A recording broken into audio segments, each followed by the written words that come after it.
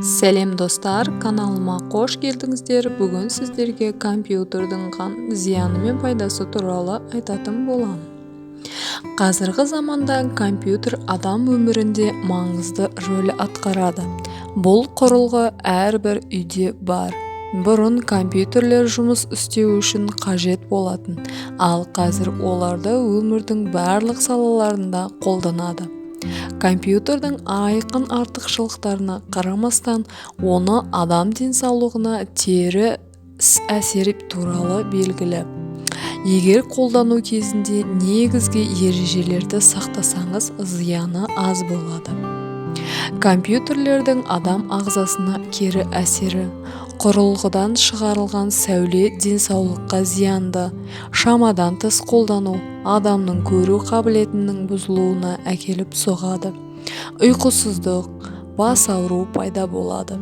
Егер адам компьютердің алдында ұзақ уақыт отырса, онда жасөспірімде сколиоз, ал ересектерде остеохондроз ауруы болуы мүмкін.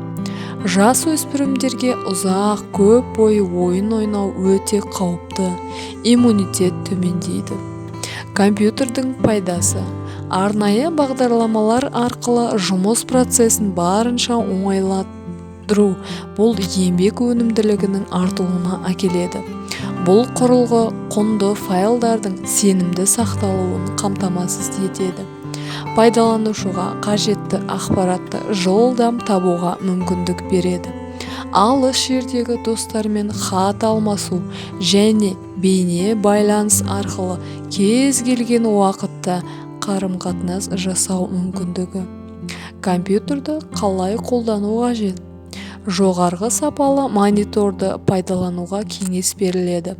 Бұл зиянды сәулелерді азайтады және көзге жақсы әсер етеді. Ыңғайлы орындықта отырған дұрыс, ол арқаның бұлшық еттеріне түскен жүктемені кемітеді. Кейде жаңа монитор орнатқаннан кейін көздің қысымы және бастың ауырсынуы пайда болады. Бұндай жағдайда монитордың параметрлерін өзгерту қажет. Компьютермен жұмыс істегенде монитор көзден 70 см қашықтықта болу керек. Сонымен қатар арқа түзу, ал аяқтар еденде ыңғайлы түрде орнығу қажет. Егер сіз ұзақ уақыт компьютердің алдында отырсаңыз, денсаулыққа зиян тиюі мүмкін. Әр сағат сайын үзіліс жасаңыз. Достар, видео ұнаса лайк басып тіркеліп етуіңізді ұмытпаңыздар.